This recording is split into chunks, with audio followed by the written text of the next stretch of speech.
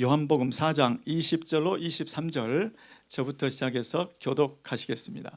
우리 조상들은 이 산에서 예배하였는데 당신들의 말은 예배할 곳이 예루살렘에 있다 하더이다.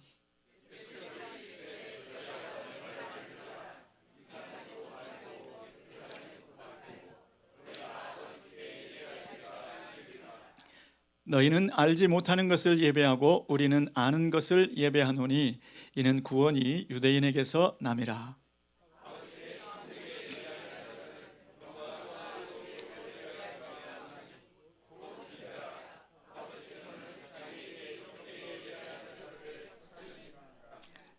아멘, 아멘.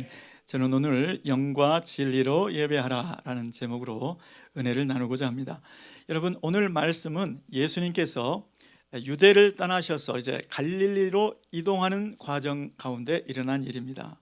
보통 유대인들이 유대에서 갈릴리 지역을 가려면 사마리아라는 지역을 피해서 요단강을 건너서 요단강 동편으로 쭉 올라가다가 갈릴리로 가는 것이 보통이었습니다. 자, 그런데 오늘은 예수님의 일정이 어떤 필요가 있었는지는 모르지만 유대 지역에서 사마리아를 관통해서 직선 코스로 갈릴리로 가시는 그러한 여정 가운데 사마리아 성의 수가라는 동네에서 한 우물가에서 일어난 일입니다.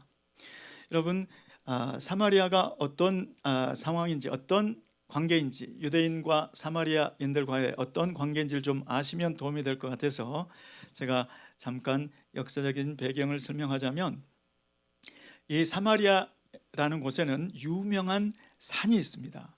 여러분 기억나시죠? 축복을 선포했던 산, 저주를 선포했던 산 기억나시죠? 자, 축복을 선포했던 산, 그곳이 그리심산입니다. 신명기 27장에 그리심산 앞에서 그랬는데, 이 사마리아인들이 BC 약 4세기 무렵에 그리심산에다가 큰 성전을 세웠습니다. 우리 저 예루살렘 사람들 저 성전에 우리는 가서 예배 못 드리는데 저 성전에 필적할 만한 그 거대한 성전을, 근사한 성전을 만듭시다. 그래서 그 그리심산에다가 성전을 세운 거예요. 자, 그런데 이제 구약과 신약 사이에 이제 중간 역사가 있지 않습니까? 그런데 BC 110년에 유다에 그때 통치하던 왕조가 하스모니안 왕조라는 왕조가 서 있어서 유다 지역을 통치하고 있었습니다. 자, 그런데 거기에 BC 110년에 히르카누스라는 히르카누스라는 그 통치자가 군대를 이끌고 사마리아에 가서 그 성전을 완전히 파괴를 해버렸습니다. 그리고 그 사마리아 지역을 완전히 유대화시키는 정책을 취했습니다. 그렇게 강제로 그런 정책을 취했으니까 얼마나 사마리아 사람들이 유대인들을 미워했겠습니까? 약 110년쯤 전, 이 이야기가 사마리아 여인과 예수님과 오가던 시기로부터 약 110년쯤 전에, 여러분 100년 전에 우리나라의 역사에는 어떤 일이 있었죠? 110년쯤 전에는 한일합방이 있었죠. 한일합방. 그래서 지금까지도 100년이 110년이 흘렀는데도 일본 사람 그러면 왠지 싫잖아요. 그러면 안 되는데 사랑해야 되는데, 그래 왠지 축구를 해도 우리가 꼭 이겨야 될 것 같고, 다른 나라하고 축구를 하면 꼭 일본이 졌으면 저만 그런가? 대단히 미안합니다. 그러면 안 되는데, 안 되는 줄 알면서도 왜 이런 마음이 자꾸 올라올까요? 자, 그런데 일본은 그래도 바다 건너에 있잖아요. 그런데 유대와 사마리아는 붙어 있어요. 그러니 한 번은 예수님 일행이 사마리아를 통과하게 해야 되겠는데 통과를 안 시켜줘서 요한이라는 제자가 예수님, 우리가 하늘에서 불을 내려서 여기를 멸해버릴까요? 이런 정도로 못 가요. 유대인들 여기 통과 못해요. 이렇게 사이가 나빴던 관계가 유대와 사마리아 관계였습니다. 자, 그런데 오늘 마침 사람들이 없었던 것 같아요. 그 시간에 예수님 일행이 거기에 이제 사마리아 성 안에, 사마리아 지역에 수가라는 동네에 도착을 한 거예요. 그런데 그 우물 곁에 예수님이 피곤하셔서 우물 곁에 덜썩 앉아 계시는데 마침 물 기르러 온 한 여인이 있어서 예수님께서 물 좀 달라, 물 한 그릇 달라 하면서 이 이야기가 시작된 거예요. 그런데 이 여인이 예수님과 이야기를 나누다 보니까 예수님이 보통 분이 아니라는 걸 알게 됐어요. 자기의 과거를 말도 안 했는데 속속들이 내 남편이 5이 있었는데 지금 살고 있는 남자도 네 남편이 아니다, 이런 얘기를 그 자리에서 하시니까 이분은 선지자시구나, 이렇게 생각을 하고 자기 마음속에 두고 묻어왔던 질문을 던집니다. 우리 조상들은 예배하는 장소가 그리심산이라고 하는데 유대인들은 아니라고 예루살렘이라고 하는데 어떻습니까? 무엇이 맞습니까? 질문하죠. 자, 4장 20절 말씀인데, 자, 우리 20절 말씀 한번. 우리 조상들은 이산에서, 이 여자의 말이에요. 이산은 그리심산을 이야기합니다. 우리 조상들은 이산에서 예배하였는데 당신들의 말은 예배할 곳이 예루살렘에 있다 하더이다. 그러니 선지자여 심판을 좀 내려주세요, 이런 이야기죠. 자, 그때 예수님께서 여자여, 이산 저산 그리심산 예루살렘 장소가 중요한 게 아니고 예배의 대상이 중요한 거야, 이렇게 21절에서 대답을 해주시는데 21절 띄워주시면 예수께서 이르시되 여자여 내 말을 믿으라. 이산에서도 말고 예루살렘에서도 말고 너희가 아버지께 예배할 때가 이르리라. 아멘. 자, 여기 예수님께서 굉장한 힌트를 주셨습니다. 자, 이산도 말고 그리심산 아니야. 예루살렘 거기도 유대인들이 지금 그렇게 주장하고 있는데 거기도 아니야. 그것도 아니야. 장소가 중요한 게 아니고 아버지께 예배하는 것이 중요해. 아버지께 예배할 때가 이를 거야 라고 큰 힌트를 주신 거죠. 너네 하나님이 아버지 됐니?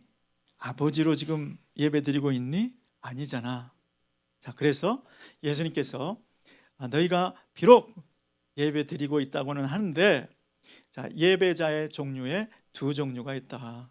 그것을 알고 드리는 예배자, 예배 대상이 누구신지도 모르고 예배 드리는 자, 알고 드리는 예배자, 이렇게 나뉘는데, 자, 22절 말씀에 보시면 너희는 알지 못하는 것을 예배하고 우리는 아는 것을 예배하노니 이는 구원이 유대인에게서 남이라, 이렇게 말씀해 주셨어요. 자, 너희는 지금 하나님께 예배 드린다고 예배 드리는데, 그래서 우리는 신명기 27장에 나온 그 유명한 산, 거기서 예배 드리니 자부심도 대단하게 예배를 드리는데, 너희는 실은 내 눈에 보기에, 예수님의 눈은 하나님의 눈이시죠. 하나님이 보시기에는 너희는 알지 못하는 이에게 예배 드리고 있어. 너희는 하나님께 예배를 드린다고 예배 드리는지 몰라도 너희는 실은 알지 못하는 신에게 예배 드리고 있다, 이렇게 예수님께서 말씀해 주십니다. 자, 예수님의 말씀은 때때로 가슴이 철렁철렁합니다. 예배 잘 드리고 있는 사람 얼마나 시험 들겠습니까? 나는 지금 예배 잘 드리고 있다고 생각했는데 너는 지금 알지 못하는 신에게 예배 드리고 있다. 가슴이 철렁하죠? 그렇지만 그것이 진실이었습니다. 하나님 눈에 보시기에 그랬다는 거예요.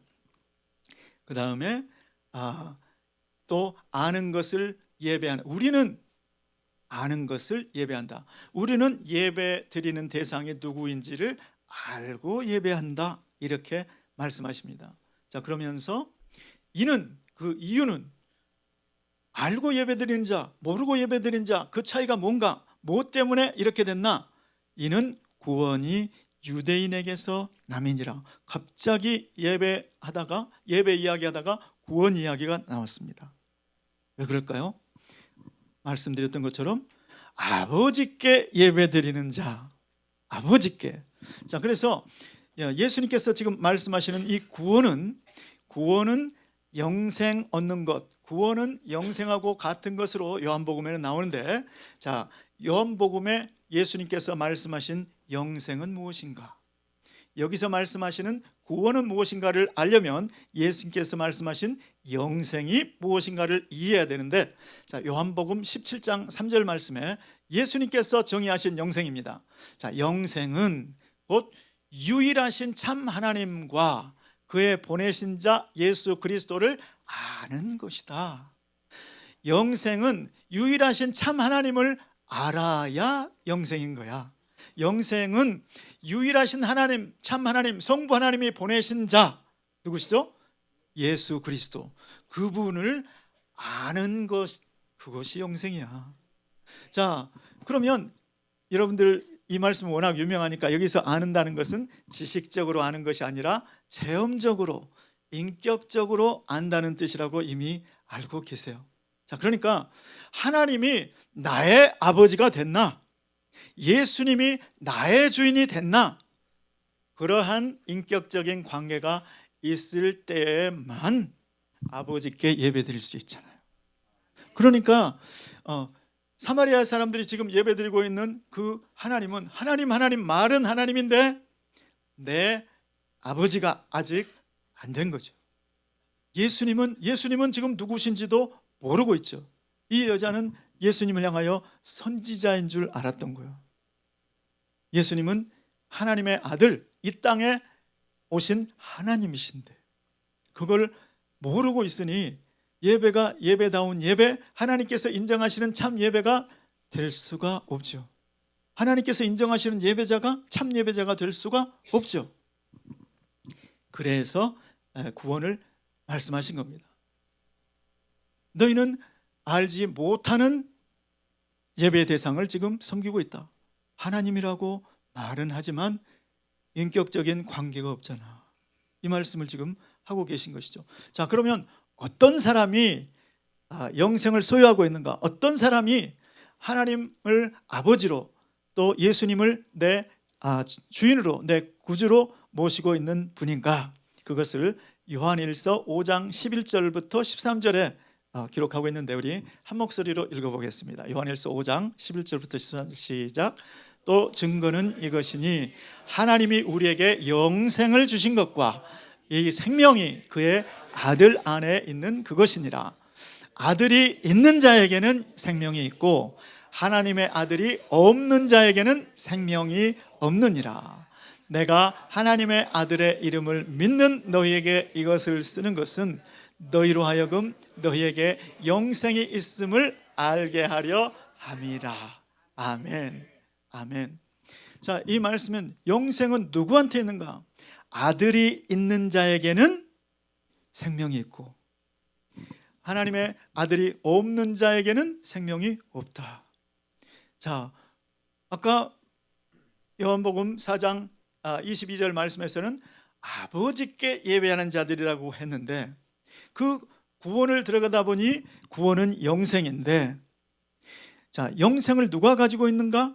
하나님의 아들의 이름을 믿는 자. 그런데 하나님의 아들의 이름을 믿는 자는 하나님의 아들을 마음에 모시고 있죠. 자, 그런데 하나님의 아들을 모시고 있는 사람은 동시에 누구를 모시고 있는 것이다? 아버지 하나님. 그러니까 예수의 이름을 믿어야 예수님과 인격적인 관계를 맺어야 동시에 하나님과의 관계도 맺어지는구나. 참된 예배자는 아버지께 예배를 드려야 참된 예배자인데 이것은 아들 예수 그리스도를 인정하고 아들 예수 그리스도의 이름을 믿을 때에 이런 일이 있구나 라는 것을 지금 말씀을 하고 있는 것이죠. 자, 그래서 참된 예배자인가 아닌가를 결정하는 것은 그리심산에서 예배를 드리는 예배자인가, 예루살렘에서 예배를 드리는 예배자인가, 이것이 결정하는 것이 아니라는 것을 지금 말씀하는 거죠. 아멘. 참된 예배자를 결정하는 것은 예배의 대상, 아버지와의 관계라는 것을 말씀하고 있는 것이죠. 아버지 하나님께 예배를 드려야 그 예배자가 참된 예배자라는 거죠. 그러니 구원을 얻기 전에는, 영생을 얻기 전에는, 내 안에 하나님의 아들이 있기 전에는 예배가 가능할 수가 없다는 것이죠. 지금 그 말씀을 하고 있습니다. 자, 그러시면서 이제 아버지께 참되게 예배하는 자들에 대해서 말씀하시는데, 참된 예배자가 어떤 특성이 있는지를 23절에서 말씀을 하십니다. 자, 23절 말씀 띄워주시면, 자, 우리 한 목소리 읽으실까요? 시작. 아버지께 참되게 예배하는 자들은 영과 진리로 예배할 때가 오나니 곧 이때라. 아버지께서는 자기에게 이렇게 예배하는 자들을 찾으시느니라. 아멘. 잠깐 그 말씀을 띄워놓으시면, 자, 아버지께, 예배는 반드시 아버지께다. 아버지하고의 관계. 그래서 아버지께 참되게 예배하는 자들 그랬는데, 자, 아버지께 예배를 하기는 하는데 참되게 하는 예배가 있고 참되지 않게 하는 예배가 있다는 뜻처럼 우리말에는 번역이 돼 있어요. 이거는 원래 원어 성경에는 이렇게 되어 있습니다. 아버지께 참된 예배자는, 아버지께 참된 예배자들은 예배를, 아버지께 예배를 드리기는 드리는데 참되게 드리는지 참되지 않게 드리는 자가 아니라, 아버지께 참된 예배자들은, 예배자는 참된 예배자냐 아니냐밖에 없다는 거예요. 참된 예배자들은 어떤 모습인가? 영과 진리로 예배할 때가 오나니. 자, 사마리아 땅에도 아까 읽었던 21절 말씀에 보시면 너희도 아버지께 예배할 때가 이를 것이다 말씀하셨어요. 그런데 지금은 아니야, 그 말씀이셨어요. 너희가 지금은 하나님께 예배를 드린다고 하지만 그것은 아버지께 드린 예배가 아닌데 아버지께 예배 드릴 날이 사마리아에도 온다. 예수님께서 말씀하신 거예요. 언제 그렇게 됐죠? 빌립 집사가 예루살렘 박해를 피해서 뿔뿔이 흩어졌을 때 빌립 집사님이 사마리아에 가서 복음을 전했고, 사도들이 가서 그 얘기를 듣고 안수를 하며 성령이 내렸을 때, 성령이 강림했을 때 비로소 성령에 이끌리는 예배, 진리에 이끌리는 예배를 그때 드리게 되었던 거죠. 그래서 결국 예수님의 말씀은 이루어졌습니다. 자, 그런데 지금 그건 잠깐 접어두시고, 아버지께 참된 예배자들은 영과 진리로 예배할 때가 온다, 이렇게 말씀을 하고 있습니다. 자, 여기서 얼핏 들으면 참된 예배자들은 영과 진리로 예배를 드려야 참되게 드리는 건가? 그 말씀하시는 건가? 참된 예배자들은 어떻게 예배를 드려야 되나? 그 방법을 지금 규정하시는 건가? 이렇게 생각될 수 있습니다. 그렇지만 그런 뜻이 아니죠. 참된 예배자들은 그 예배자들의 특징, 그 예배자들의 모습, 그 모습이 어떤 모습이냐? 영과 진리로 아버지께 예배를 드린다. 자, 그러면 어떻게 예배를 드리는 것이 참된 영과 진리로 예배를 드리는 것인가? 그것은 나중에 말씀드릴 때가 있으니까 그때 가서 말씀드리기로 하고, 여기서 이 말씀의 뜻은 아버지께 참된 예배자들은 영과 진리로 예배를 드리는 시대가 열렸다는 것을 지금 말씀하는 거예요. 아버지께 참된 예배자들은 영과 진리로 드리는 시대가 도래했다. 그 시대가 열렸다. 예수님께서 그것을 지금 선포하고 있는 것이지, 참된 예배자들이 있는데 이미 참된 예배자들이라고 했잖아요. 하나님 보시기에 참된 예배자들이라고 했잖아요. 그런데 방법이 영과 진리가 아니면 참된 예배가 아니고 이런 게 아니라는 거예요. 이런 시대를 지금 말씀하신다는 것이죠. 자, 참된 예배자들은 자신들의 힘으로, 자신들의 노력으로가 아니라 영과 진리에 이끌려서 영과 진리로 인도함을 받아서 예배드리게 되어 있다는 그런 말씀을 하고 있는 것이죠. 자, 그런데 놀라운 것은 이때가 언제일까? 그런데 예수님의 대답은 그때는 바로 지금이다라고 말씀하시는 거예요. 자, 23절을 다시 한번 띄워주시면, 함께 읽어보실까요? 시작. 아버지께 참되게 예배하는 자들은 영과 진리로 예배할 때가 오나니 곧 이때라. 아버지께서는 자기에게 이렇게 예배하는 자들을 찾으시느니라. 아멘. 그때가 오는데 1년쯤 후인가 10년쯤 후인가 도대체 언제인가? 우리말 성경에는 곧 이때라 그렇게 번역을 해놨는데 이 곧 이때라 이 말이 무슨 뜻인지를 잘 여러분들은 명확하신가요? 저는 잘 이해를 못했어요. 그런데 원어 성경에 이것은 무슨 뜻인가?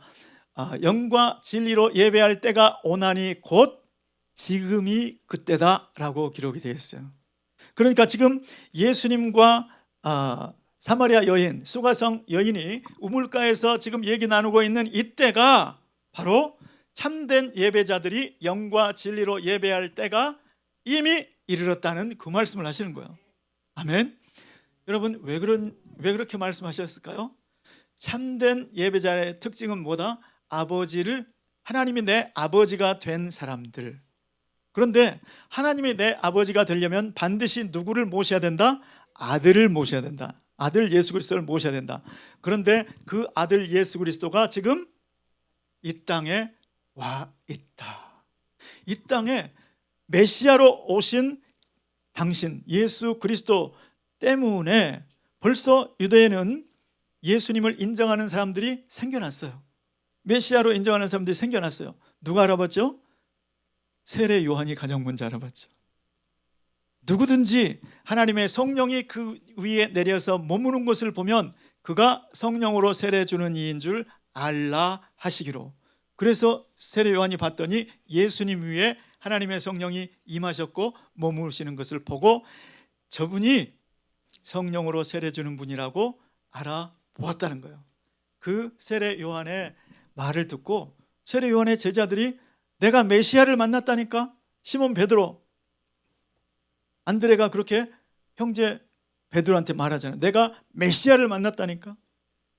이렇게 예수를 메시아로 인정할 때, 예수를 메시아로 영접할 때 예수의 이름은 하나님의 아들의 이름이다, 메시아의 이름이다. 그것을 인정하는 사람들마다 동시에 아들이 있으니까 누가 함께 계시다? 아버지도 모신 사람들이다. 그 사람들의 예배가 하나님께서 보시기에 이 사람들이야말로 참된 예배자들이다. 그래서 그때가 온다고, 영과 진리로 예배 드릴 때가 온다고 했는데 먼 훗날 미래를 얘기하는 게 아니고 그때가 바로 지금이다 라고 말씀하시는 거죠. 자, 그리고 또 놀라운 말씀이 계속 이어집니다. 아버지께서는 이렇게 자기에게 예배하는 자들을 찾으시느니라. 이렇게 계속 놀라운 말씀들이 막 이어집니다. 자, 그런데 아버지께서 이렇게 예배하는 자, 영과 진리로 예배하는 자, 다시 말하면 참된 예배자들, 그들을 찾으시느니라 라고 기록이 되어 있는데 여기에 이 찾으신다라는 뜻이 무엇일까요? 자, 이 찾으신다는 말이 똑같은 단어가 요한복음, 지금 여기는 요한복음 4장인데 요한복음 1장에 이미 쓰였어요. 요한복음 1장에 자, 세례 요한이 제자들 두 사람과 함께 서 있었습니다. 자, 그런데 그 앞으로 예수님이 지나가신 거예요. 그러니까 세례 요한이 두 제자들한테 보라, 하나님의 어린 양이로다, 이렇게 얘기를 한 거예요. 하나님의 어린 양, 세례 요한의 제자들이 구약을 잘 배웠기 때문에 하나님의 어린 양은 메시아, 고난받는 메시아 예수 그리스도 메시아라는 것을 알아차렸죠. 그래요? 그래서 세례 요한 제자들인데 세례 요한을 뒤에 두고 예수님을 따라간 거예요. 그래서 한참 예수님을 따라오니까 예수님께서 보시고 너희가 무엇을 구하느냐 이렇게 물어봅니다. 자, 요한복음 1장 38절 말씀인데요. 예수께서 돌이켜 그 따르는 것을 보시고 물어 이르시되 무엇을 구하느냐 이르되 랍비여 어디 계시오니까. 자, 여기서 아까 아버지께서는 이렇게 예배하는 자들을 찾느니라 그랬는데 목사님 여기는 무엇을 구하느냐라고 되어 있는데요. 똑같은 단어인데 우리말로 번역을 여기 구하느냐로 해놓은 거예요. 너희가 무엇을 찾느냐 이 말인 거예요. 자, 여기서 이 찾는다는 것은 히브리어의 헬라어에 여기서 찾는다는 것은 무슨 뜻인가? 열망을 가지고 열정을 가지고 끈기 있게 구하다, 탐색하다, 그런 뜻이에요. 그냥 눈에 들어오는 대로 저분이 예수님이라고요? 그렇군요. 이렇게 그럼 난 예수님 찾았네, 이게 아니고 저분이 예수님이라고요? 그러면 나 예수님께 찾아가서 저분이 어떤 분인지를 내가 더 알기를 원해요. 그래서 세례요한 제자면서도 세례요한 버려두고 예수님을 쫓아 나서고 예수님이 가시는 곳을 계속 따라가다가 예수님이 무엇을 찾느냐, 무엇을 구하느냐, 이때까지 계속 따라간 거예요. 자, 그러면 이렇게 찾은 결과 찾는 사람은 언제까지 그 찾는 것을 계속하는가? 1장 41절 그 말씀 한번 띄워주시면, 자, 그가 먼저 여기서 세례 요한의 제자 되었던 안드레를 이야기합니다. 자, 안드레가 먼저 자기의 형제 시몬을 찾아 말하되 우리가 메시아를 만났다라고 말하는 것을 볼 수 있죠. 자, 열심을 품고 능동적으로 애를 써서 끈기 있게 찾아 나선 사람은 그 결과가 언제가 될 때까지 그 일을 계속하느냐? 내가 진짜로 만났다고 말할 수 있을 때까지. 자, 그러면 여러분, 하나님을 찾는다, 이 찾는다는 말은 사람이 하나님을 찾아야 맞을까요? 하나님이 사람을 찾아야 맞겠습니까? 당연히 사람이 하나님을 찾아야 맞겠죠. 여기 안드레처럼. 그런데 요한복음 4장 23절 말씀에서는 하나님이 아버지께서 이렇게 자기에게 예배하는 자들을 찾으시느니라, 이렇게 기록되어 있는 거예요. 그러니까 우리 생각에는 그런가 보다 하지만 여기 찾다라는 말을 잘 알고 있는 사람들은 사람이 하나님을 찾아야지, 하나님이 사람을 찾아? 그때 당시에 세계관을 뒤집어 버리는, 눈이 번쩍 뜨이는 말인 거죠.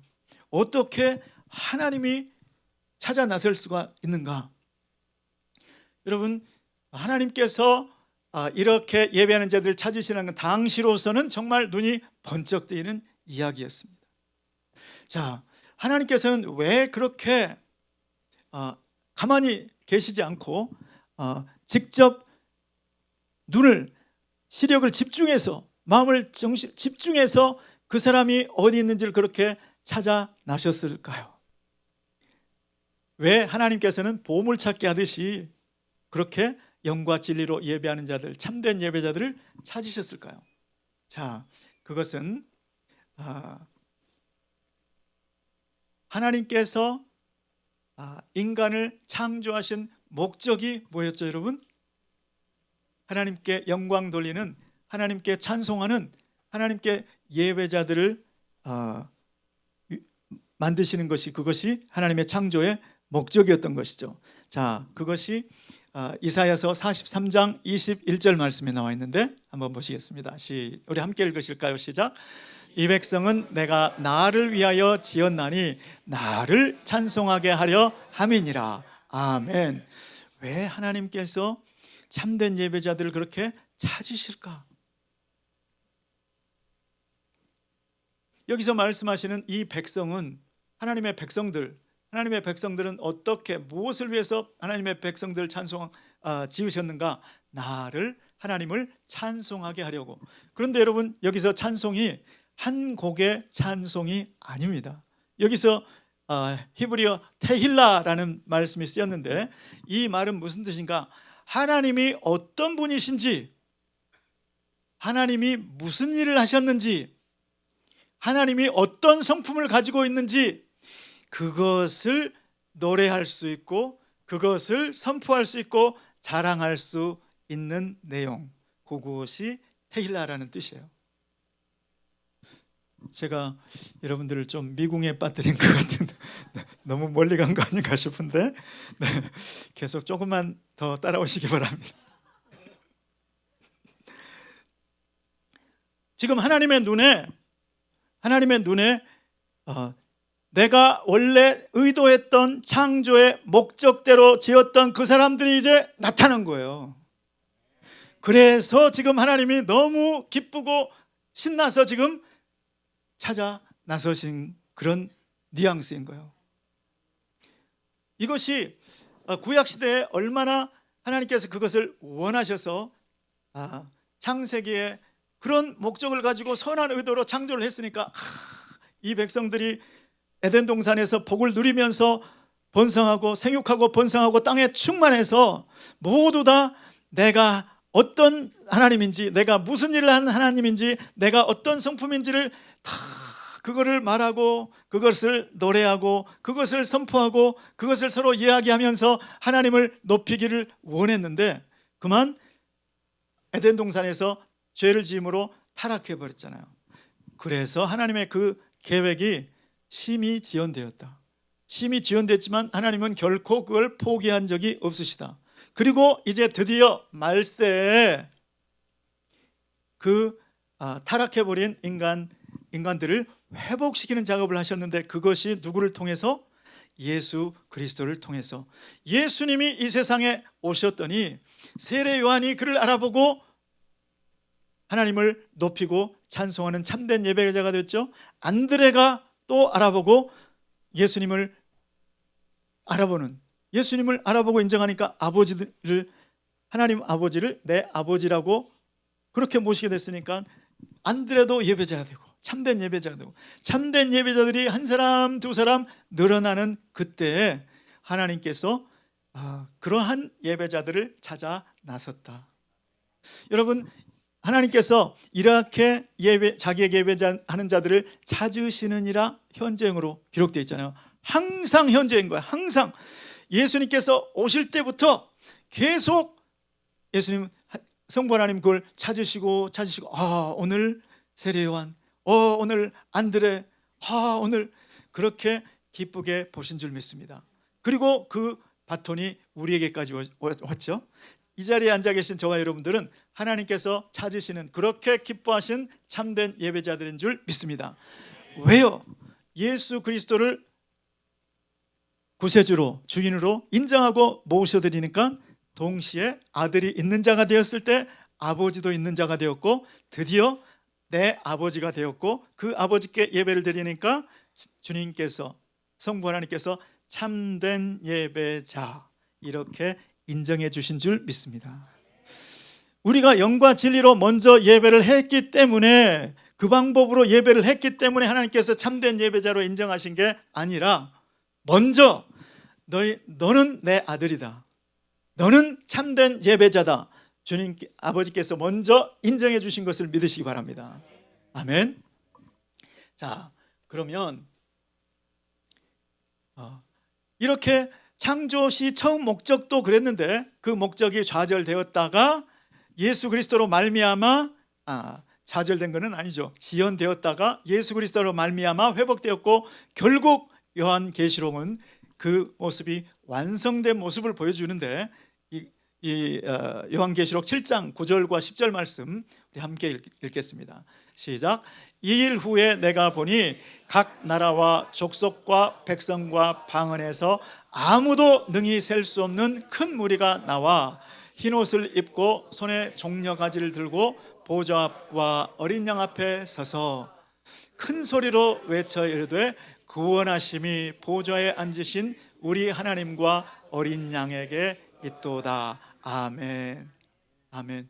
이것이 하나님께서 원래 처음 창조시에 가지셨던 그 목적이 완성된 그 그림을 우리에게 보여주고 있는 것이죠. 저 자리에 저와 여러분들도 함께 계실 줄 믿습니다. 아멘. 아멘. 자, 그러면 어떻게 영과 진리로 예배해야 되는가? 어떻게 영과 진리로 예배해야 되는가? 이거를 왜 생각해 봐야 됩니까? 왜냐하면 하나님께서 이렇게 예배하라고 이제 명령을 하셨어요. 자, 요한복음 4장 24절 말씀도 한번 띄워주시면 함께 읽겠습니다. 시작. 하나님은 영이시니 예배하는 자가 영과 진리로 예배할지니라. 아멘. 아멘.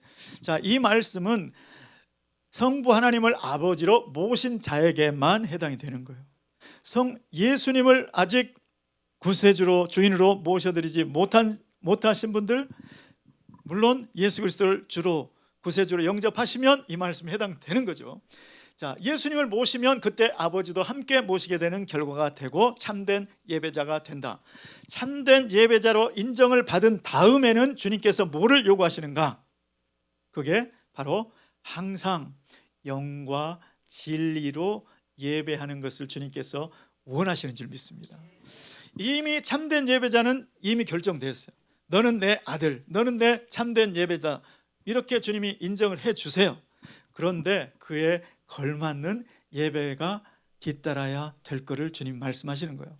자, 그러면 영과 진리로 예배한다는 것이 무엇인지 그것을 나중에 말씀드리기로 했는데, 어떻게 하는 것과 직결되어 있기 때문에 어떻게 예배하는 것이 영과 진리로 예배하는 것인가? 자, 어떻게 예배 드릴 때 영과 진리로 예배하지 못하게 되는가를 먼저 한번 말씀드리죠.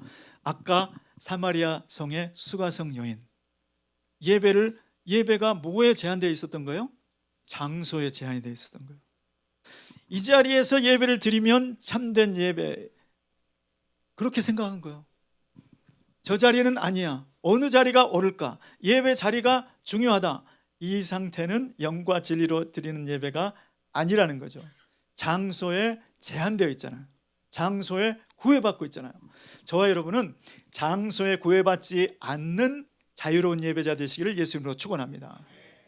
그래서 로마서 12장에 보시면 그러므로 형제들아, 내가 하나님의 모든 자비하심으로 너희를 권하노니 너희 몸을 하나님이 기뻐하시는 거룩한 산제물로 드려라.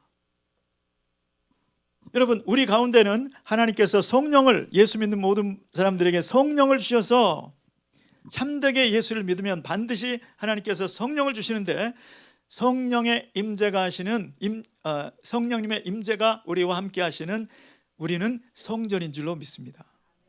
그 성전이 지금 계속 움직이고 있으세요. 그러니 어떤 장소에 제한될 수가 없다는 것이죠. 우리는 우리의 삶 전체가 다 주님 앞에 산 예배가 되어야 될 줄로 믿습니다. 주님께서 그 말씀하시는 거죠. 또 영과 진리의 이끄심을 받는 예배. 자, 여러분, 우리의 영은 원래 죽어 있었던 영인데 누구 때문에? 성령을 받았을 때 우리 영이 거듭난 줄 믿습니다. 자, 그래서 성령에 감동되어서 우리의 영이 자유하게, 성령에 감동되어서 자유하게 드리는 예배. 또 진리를 알지니 진리가 너희를 자유케 하리라. 진리 때문에 자유케 된 자유한 예배가 되라는 뜻인 줄로 믿습니다.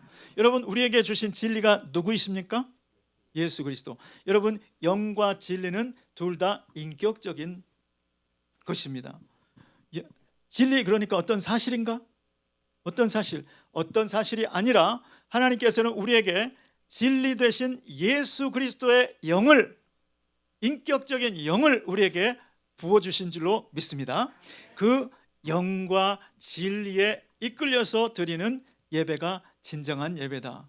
자, 그 영과 진리로 이끌릴 때 우리의 마음은 어떻게 될까요? 우리의 마음 가운데 뭐가 있을까요? 뭐가 넘칠까요?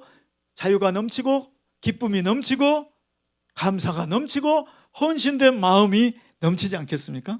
그러한 예배가 영과 진리로 드리는 예배이다. 반대로 영과 진리로 드리지 못하는 예배는 무엇인가? 의무감에서 왜 주일은 이렇게 빨리 다가오는가? 의무감. 내가 빠지면 우리 목자님이 전화하시겠지. 의무감. 그런 걸 피하라는 말씀이죠. 또 습관. 나는 우리 목자님이 누가 나오라고 해서 나가는 거 아니야. 나 자발적으로 나간다니까. 그런데 그냥 라이프 스타일이 돼버린 거예요. 예배에 감격이 없어요. 예배는 인격적이어야 되는데, 예배는 아버지께 드리는 건데, 오늘 아버지께서 저런 말씀을 내게 주시네. 아버지의 음성을 듣고 아버지 때문에 힘이 나고 아버지 때문에 감사가 넘쳐야 되는데, 인격적이어야 되는데 습관화된 예배, 그것이 영과 진리로 드리는 예배가 아니라는 거죠. 여러분, 또 어떤 게 있을까요? 나는 저 사람 때문에 예배 가는 거야. 그러니까 그분이 너무 좋았어. 예배는 아버지가 너무 좋아서 예배를 드려야 되는데 그분이 나한테 너무 잘해줘서 그래서 나는 그분 만나러 가. 혹은 내 여자친구를 만나게. 그러면 나는 여자친구를 예배하는 거예요. 자, 그런데 또 그 반대의 경우는 나는 저분 때문에 예배 안 가. 이것도 같은 거죠. 이것도 같은 거예요. 자, 그것도 결국 인본적인 생각. 하나님이면 조카해야 되는데 내 아버지가 계신 곳은 천국인데 내 아버지 계신 곳에 그분이 함께 있으면 불편해서 안 간다면 그것도 영과 진리로 드리는 자유한 예배가 아니라는 것이죠. 여러분, 왜 하나님은 영이시니 예배하는 자가 영과 진리로 예배할지니라 명령을 하실까요?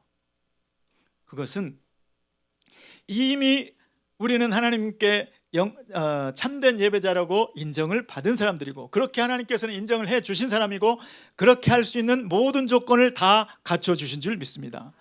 왜냐하면 영과 진리는 다 인격적인 거예요. 인격적인 성령으로 말미암은 우리의 영의 변화, 진리 대신 예수 그리스도로 말미암은 진리의 말씀이 살아 움직인다는, 그냥 성경 속에 기록해둔 그 말씀이 아니고 우리의 신비에 기록된 그 말씀 따라서 말씀이 자꾸 내 마음속에서 내 마음을 막 요동치게 하는, 빨리 가서 예배드리고 싶다. 어서 빨리 주일이 되었으면, 어서 빨리 내일 새벽이 되었으면, 나는 내 직장 생활인지 예배 생활인지 모르겠어. 일하는 것도 너무 즐겁고 이 일을 우리 사장님을 위해서 일을 하는 것 같지가 않고 예수님을 위해서 일하는 것 같은 거예요. 내가 열심히 하면 하나님이 기뻐하셔. 너희는 사람을 기쁘게 하듯 눈가림만 하게 그렇게 일하지 말고 마음을 다하여 죽게 하듯 하라 그랬잖아요. 정말 회사의 일도 너무너무 즐거운 거예요. 모든 게 다 예배 같아요. 그렇게 된 상태가 영과 진리로 예배드리는 상태라는 거죠. 자, 때로 우리 마음속에 하나님, 제가 어떻게 영과 진리로 예배드릴 수가 있겠습니까? 어떻게 그렇게 자유하게 예배드릴 수가 있겠습니까?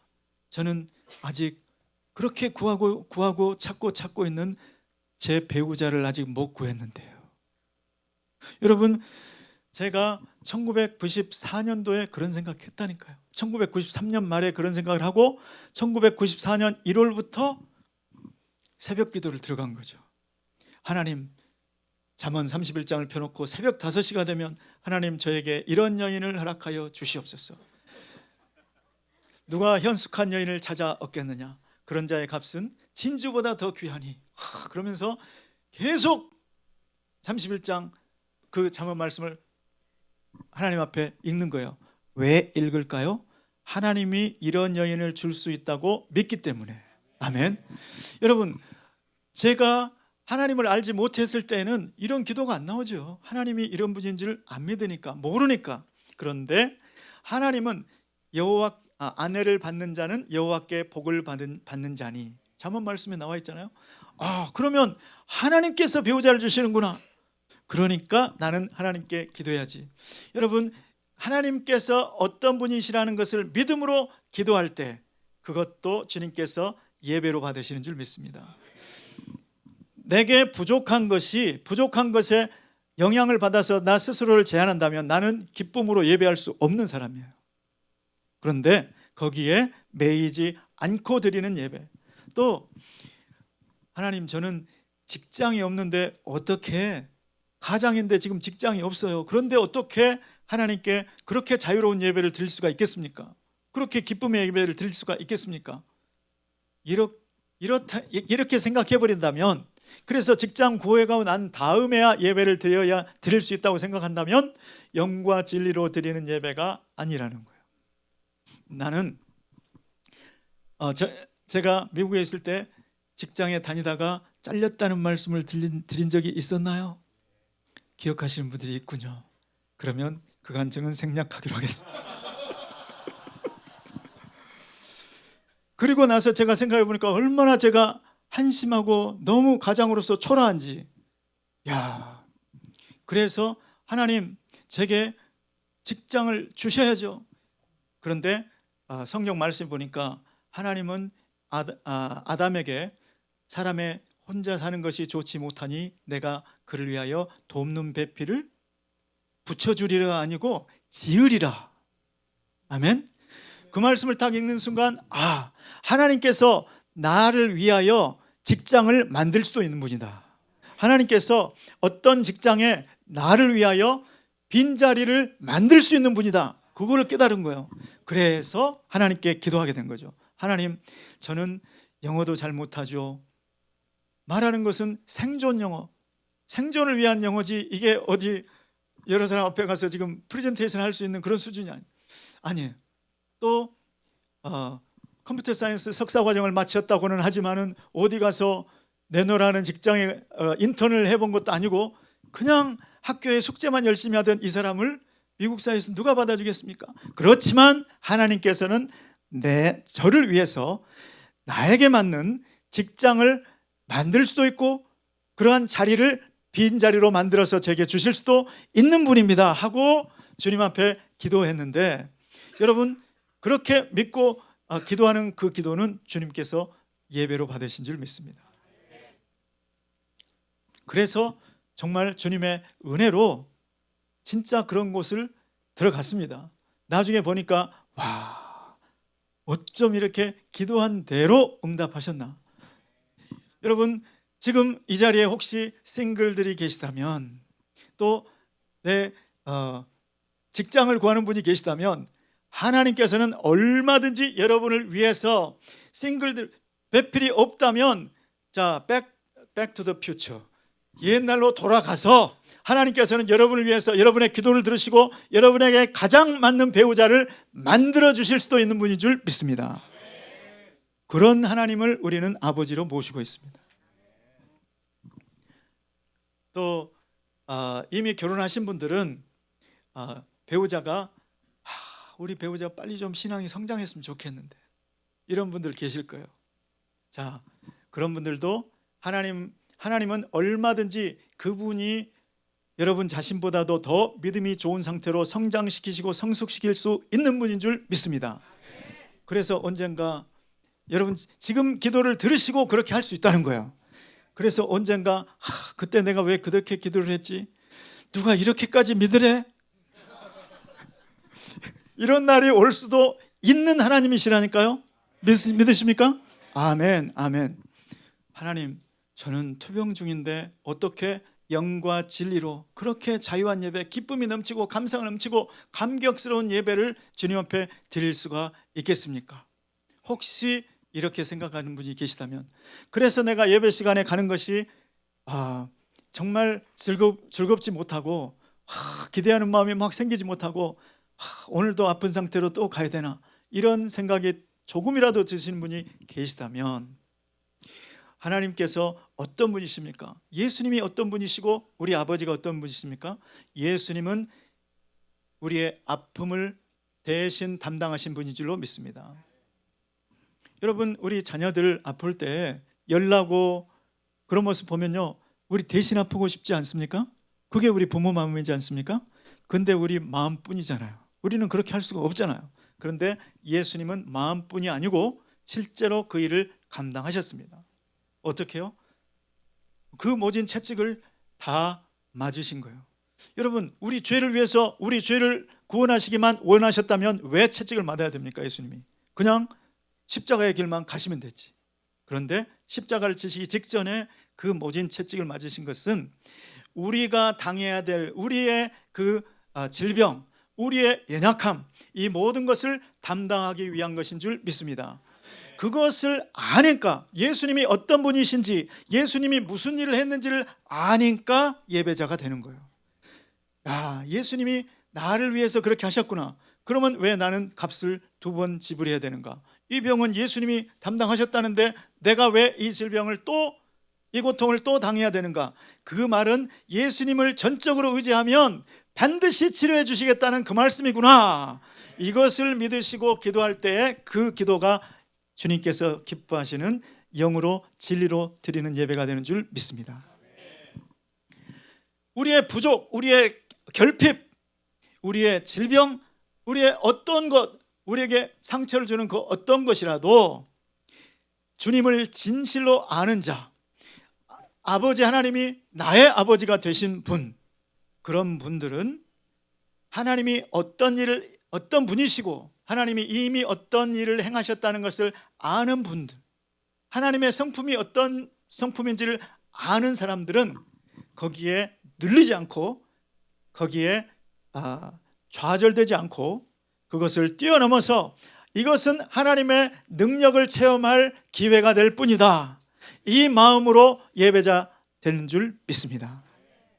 그러한 예배자가 되시기를 예수 그리스도의 이름으로 축원합니다. 여러분, 어떤 목사님이 간증을 하셨는데요, 중국에 선교를 갔답니다. 중국에 선교를 갔는데 거기에 이제 집회 장소에 도달을 했는데 어렵게 들어갔답니다. 비가 너무 많이 와서. 그런데 거기에 모여드는 사람들이 보니까 얼굴이 다 울상이 되라는 거예요. 야, 이분들을 데리고 오늘 무슨 말씀을 전해야 됩니까, 주님? 감동이 없어요. 하나님께서 응답을 주시잖아요. 그래서 무거운 마음으로 그 청중들 앞에 섰다고 합니다. 자, 그런데 갑자기 청중들의 예배자들의 얼굴이 확 피어나면서 여기저기서 웃음이 터져 나오는데 그냥 너무 기쁨이 넘치는 그런 웃음이 막 터져 나오더라는 거예요. 그래서 이게 무슨 일이지? 이게 무슨 일이지? 하고 수수께끼 같은 마음으로 말씀을 전하는데 너무너무 은혜를 받더라는 거예요. 그래서 끝나고 나서 통역자한테 도대체 무슨 일이 있었던 거예요? 가서 좀 물어보세요. 그래가지고 물어봤더니 한 사람이 우리는 올해 농사를 다 망쳤습니다. 올해 농사해놓은 거 다 헛수고가 됐다는 거예요, 그 비 때문에. 그런데 갑자기 마음속에 이유를 알지 못하는 기쁨이 부어졌습니다. 그래서 너무너무 기쁨에 충만해서 웃지 않을 수가 없었고 행복해하지 않을 수가 없었습니다. 그런데 이 사람한테 물어봐도 그렇고 그 대답, 거기에 있는 다른 사람한테 물어봐도 모두 동일한 응답을 했다는 거예요. 여러분, 이건 누가 하신 거죠? 하나님께서 도와주신 거죠. 자, 외적인 환경을 바라본다면 아무도 웃어야 될 사람이 없었습니다. 아무도 말씀에 그냥 시간 돼서 온 거지 말씀의 은혜를 받을 수가 없었다는 거예요. 그런데 하나님의 영이, 성령께서, 기쁨의 영, 희락의 영, 하나님의 성령이 그 자리에 함께할 때에 그 자리가 기쁨의 도가니, 기쁨으로 충만한 예배 장소가 된 줄 믿습니다. 여러분, 우리는 우리의 삶의 어떤 형편, 어떤 처지, 이것을 보고 거기에 눌려버릴 수 있죠. 눌려버릴 때가 있습니다. 그렇지만 오늘 하나님은 영이시니 예배하는 자가 영과 진리로 예배할지니라, 이 말씀은 그러한 형편처지 그것을 뛰어넘으라고 하신 말씀인 줄 믿습니다. 하나님만 바라보고 하나님이 어떤 분인지, 하나님이 무슨 일을 하셨는지, 무슨 일을 하실 것인지 그것을 믿음으로 바라보고 예배드리라고 하신 줄 믿습니다. 그러한 전천후 예배자, 하나님께서 이미 인정하신 참된 예배자들, 그 이름에 걸맞는 그러한 예배자의 삶이 되시기를 예수 그리스도 이름으로 축원합니다. 기도하겠습니다. 하나님 아버지, 우리는 다 너무나 부족한 사람들인데 주님, 알 수 없는 신에게 예배 드리던 자, 또는 그 어떤가에 아버지 하나님이여 중독되었거나 그 어떤 것을 예배하고 있던 자들인데 주님, 우리에게 찾아오셔서 예수 그리스도를 알게 해주시고 만나게 해주시고 예수를 영접하고 아버지 하나님이 우리의 아버지가 되게 해주신 은혜를 감사를 드립니다. 아버지 하나님께서 인정하신 참된 예배자로 우리를 부르셨사오니 그 예배자에 합당한 예배 모습이 되게 도와 주시옵소서. 예수님의 이름으로 기도합니다. 아멘.